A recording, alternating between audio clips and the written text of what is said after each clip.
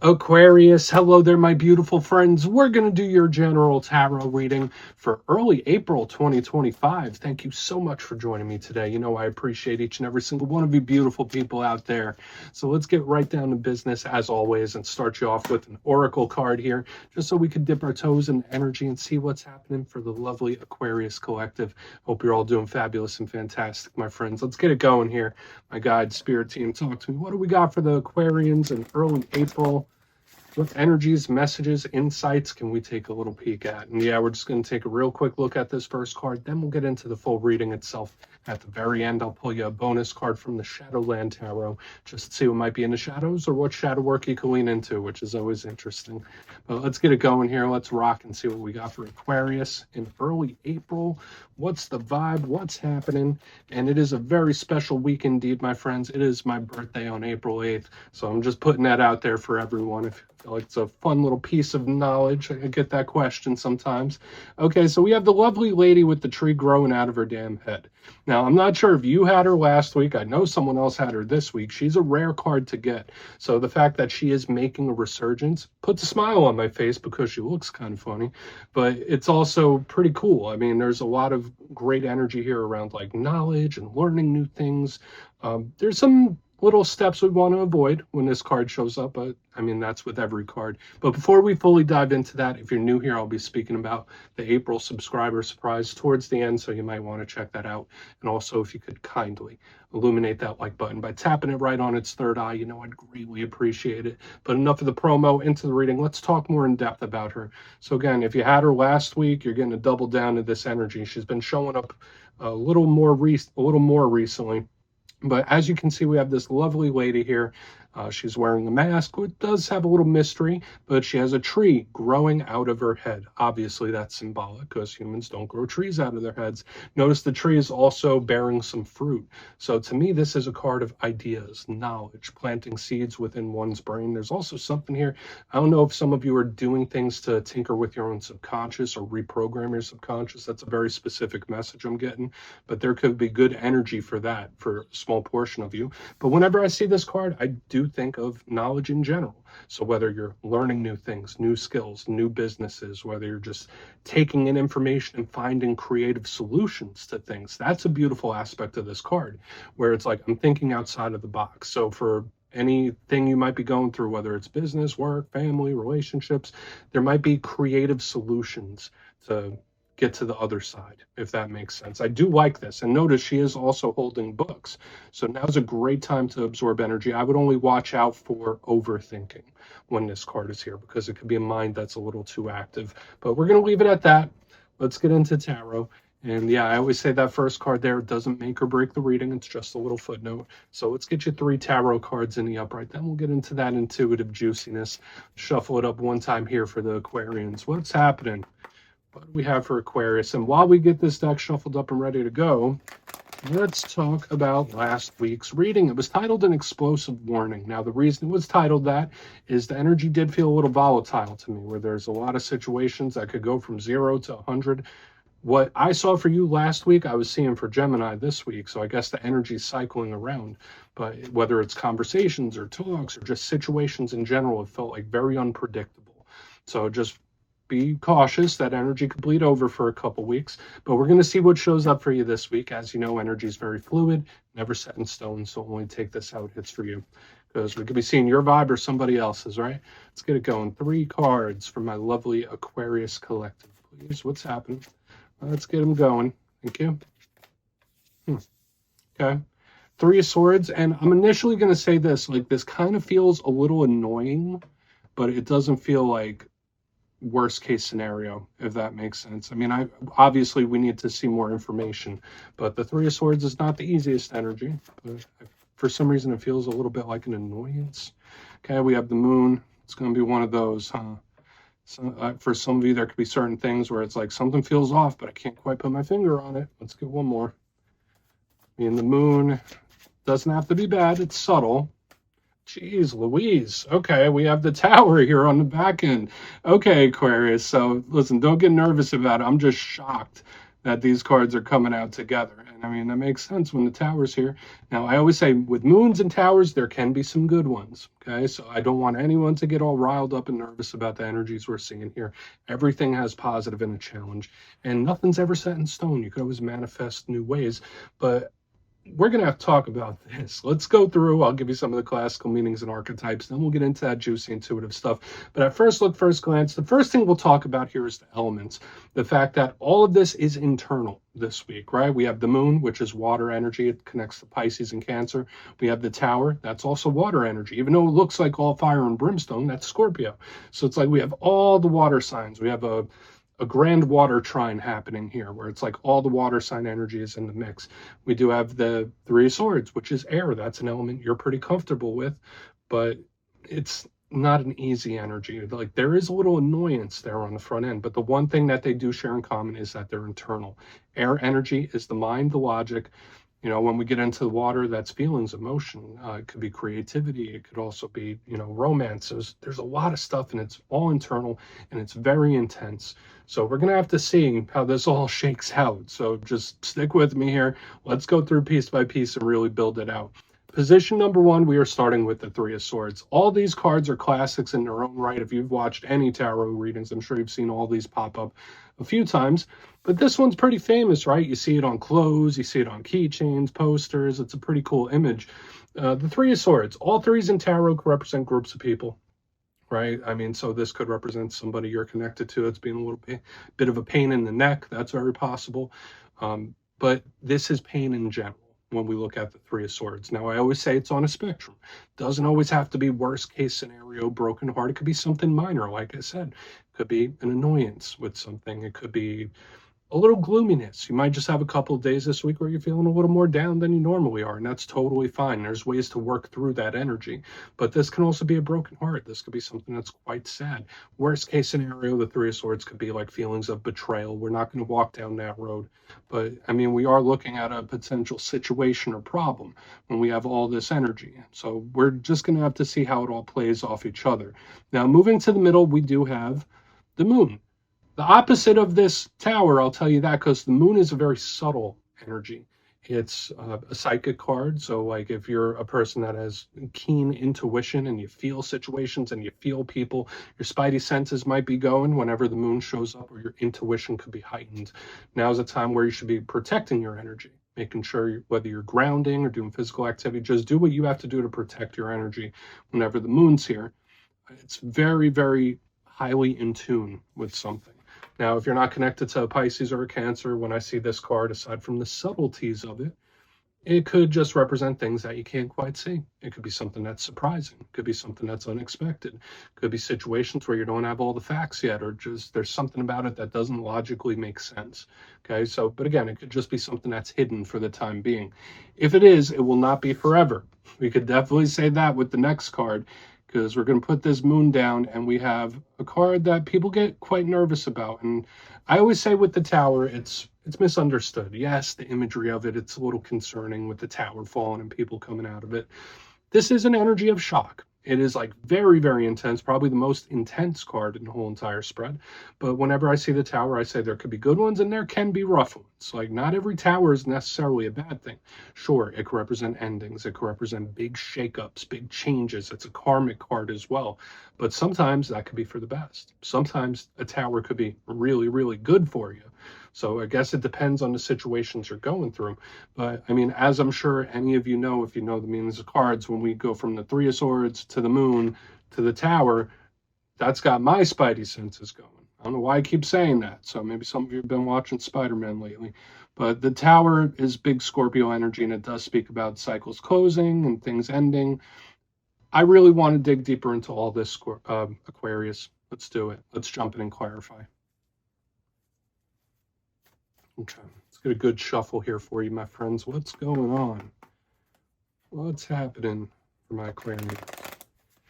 And yes, this is where I go intuitive with the message, which means I just tell you how it feels to me. So feel free to do further research or rely on your base knowledge of tarot, because as you know, every single reading is about the reader's interpretation, and I'm just giving you mine. Start off with that Three of Swords. And yes, if you're a reader yourself, please feel free to play along. That's why the box is here. If you're feeling any messages you want to give to Aquarius, you could drop it in the comments. I don't mind at all. Okay, Three of Swords. Thank you. Fool. Okay, total opposite. Total opposite. And that's like something I'm starting to see now, like especially with the moon and the tower. Now we have the Three of Swords and the Fool. The only thing that I find a little concerning is it reminds me of what we saw last week with the volatile energy, because we do have the fire-air mixture here in the front. Now, the Fool card is generally really good. It's Aries energy. We're in Aries season right now. So maybe some Aquarians, you might just be going through a bit of a rough patch, right? It could be as simple as that. Like now might just be a little bit of a rough patch. It too shall pass, which is a good thing. But the Fool is usually very optimistic. This could be an advice from Spirit saying, like, listen, even if the waters get a little wavy, if the road gets a little too rocky, try your best to stay optimistic, because that's the real strength of the Fool card. It's action, but it's optimism. Now, there is a downside to this card. When I see the Fool, it could be very spontaneous. Okay? It could be an energy, especially when I see this together and what's to come. I feel like caution may be necessary. In the next couple weeks. This is someone that could potentially make a mistake. This could be someone that has a miscalculation, or they act before they think and then regret it. So whether that's somebody you're connected to, whether that's yourself, I feel like the energy is not guaranteed, but it's there for someone to act without thinking. We're going to keep moving forward. So I feel like caution is necessary, especially with what we have coming up next. Because I feel like someone could act before they think. Or it's like they didn't have bad intentions, but it just feels like a mistake. So again, someone might feel like they messed up, or there's something regretful. So what's going on the moon? What's going on the moon, please? Thank you. Queen of Wands in the upright. Yeah, I don't feel like this is a solution, though. So notice now we're getting a lot of fire in the undercurrent of this whole reading. The Queen of Wands is usually very confident. When I see her underneath the moon, it's like, I'm just going to pretend nothing happened. I'm going to pretend I didn't see nothing. I'm going to pretend nothing happened at all. Business as usual here. That's just the energy I'm getting off this. Very, very peculiar Aquarius. Now, if you're not connected to a fire sign, I mean, usually this is a card of confidence, especially in the upright. So when I see her underneath the moon, it's like, I didn't do nothing. I didn't see nothing. I don't know what you're talking about. It's giving me that vibe. I don't want to use a word like gaslighting or anything like that. I just feel like it's someone that's going to pretend as if nothing happened, or there's nothing wrong, or they had nothing to do with it. So it's odd. It's like an energy where it's like, oh, whoops, I didn't think that through, but then just like pretends like nothing happened. Okay, it's just super peculiar. I wish I could pull more messages from this. Now, for a small portion of you, very small portion of you, when I see the moon and the Queen of Wands, yeah, listen, maybe whatever this is in the front, whenever it happens, it makes you feel good about yourself. I don't know why it would. Like when I see the moon and this Queen of Wands, it's like, oh, well, I feel okay about this, surprisingly. Let's see what the Tower has to say. Let's get a full picture. But that's the main thing I was feeling initially. It's like, yeah, I don't know what you're talking about. Nothing happened, nothing to see here. Okay, so for some of you, maybe there's a situation, Spirit's like, don't dwell on it. That could be a potential advice. Let's go in on the Tower. These could be separate things too, for sure. But let's see why the Tower's in the mix. Yeah, it's a unique one. I mean, your readings are always unique, Aquarius. That card jumped out of my hands and went back in. You know, we're only taking jumpers. Okay. So again, more fire. So it's all up around here. We have the Seven of Wands with the Tower, and it's like, nope, this energy is going to like push against the grain type of vibe. Now, I like the Seven of Wands because it's a me against the world type of mentality. It's also a never going to stop, never going to quit type of mentality. So I do feel like that's nice, and it could be something completely and totally different. But I just feel with the unpredictability that I was seeing here, where it's like, someone might push something a little too far. They might fight a little too hard. Like, I just get the vibe of someone crossing the line and not realizing they did until after. Okay, I'm picking it up in two areas here, Aquarius. So if you're laying low, if you're in hermit mode doing your own thing, this is probably something you don't have to worry about. Maybe it's someone you're connected to, but there is a potential to like push something a little too far or like cross that line. I don't know why, because it's like once you cross a certain line, you can't uncross it, if that makes sense. Such a peculiar reading this week. Um, Seven of Wands could sometimes be someone that feels cornered and they lash out. So when I see the Tower in this, it's like somebody lashing out. Like there's a lot of wild energy here for you this week. So I would just be cautious and lay low. It's kind of like a piggyback off of what we were seeing in the previous weeks. So it kind of makes sense to me. But let's go through and do a quick recap. Then we'll get into the shadows. Yeah, unique, that's for sure. But if you kindly look in the box, position number 1, we have the Three of Swords with the Fool. For some of you, yeah, maybe you're feeling a little down in Aries season. Maybe this is someone that their energy's starting to turn around. That could be a good thing. That could be a positive week pull. But to me, this does potentially feel like someone makes a mistake, or there's a potential to act before thinking, or not realizing, like we see her in the back end, not realizing that you cross a line until it's already crossed. So I would just be cautious in this time. Moving to the center, we have the Moon with the Queen of Wands. Either this is someone that's saying, you know what, I'm not going to dwell on it, not going to think on it. It could be advice from spirit saying like, listen, just put it out of your mind. But I'm also getting the vibe of someone who's like, yeah, nothing happened. I didn't see nothing. I didn't see a damn thing. Like there's no owning up to something. Moving to the back end, we have the Tower with the Seven of Wands in the upright. So once again, pushing something a little too far. So with all this fire and the undercurrent and Tower and all this stuff, I feel like the energy is still volatile like last week, where like certain things could get pushed a little too far. So I feel like in work, in business, in personal relationships, a passive approach is best. A chill, calm approach is best, and to not push anything to its extremes. So yeah, because there could be people that mess up and they don't realize it, like a surprising mistake even. But please take a screenshot if you want to look into it further. Let's see what's in the shadows. I mean, maybe it's someone that feels this, right? It doesn't have to be something that's definitely going to happen. And always remember, when you get challenging readings, they're never set in stone. You could manifest and say, you know what, not my energy, not going to happen. Only good things are coming my way. But let's see what the shadows say. And yes, I always like to pull one shadow card at the very end just to see whether it's something within you or something you don't quite see. Shadow cards don't always have to be a challenge. They could be a good thing. So let's get you one. Oh, and yes, if you made it to this point in the reading, please feel free to check out channel memberships. I'll put a link for it in the comments below. It's a beautiful way to support the channel, and I have much love for all my channel members. Okay, let's get your shadow card out. What is happening? What do we got for Aquarius? There we go. Okay, Five of Pentacles in the shadows. Okay, so for some Aquarians, it could be very simple. I always say that this is a card of isolation and loneliness. And remember, I did say in the main part of the reading, like, listen, if you're in hermit mode and you're doing your own thing and you're laying low, maybe that's the way to move in this time. I know Aquarians are very social people for the most part, but now might be the time to just lay a little low when I see the Five of Pentacles. Now, this does have challenges too. Watch the money, watch the spending, watch out for funky work dynamics whenever we see the Five of Pentacles. But this is a card of either missing somebody, longing for someone, or feeling isolated. That's a thing here when this card is in the mix. Worst case scenario, it's like abandonment issues, but it's not the easiest energy to work through. So I feel like laying low or just staying in your own lane, that's the best possible way to navigate all the energies we saw this week. So Aquarius, that's what I have for you this week, my beautiful friends. Don't click away just yet, though. I'm going to give you the details of the April subscriber surprise.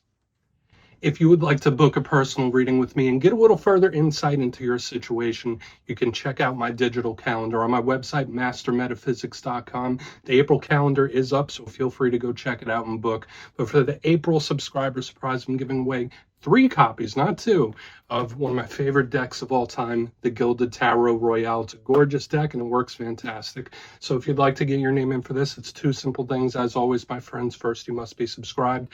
And second, let me know down in the comments, if you could pick one tarot card to best describe you, which one would it be? Are you the Empress? Are you the High Priestess? Are you the Emperor, the Moon, the Sun? You put your answer down in the comments, you'll be entered to win. And at the end of the month, the winners will be announced in my community tab. As always, My friends, much love, and I'll see you soon.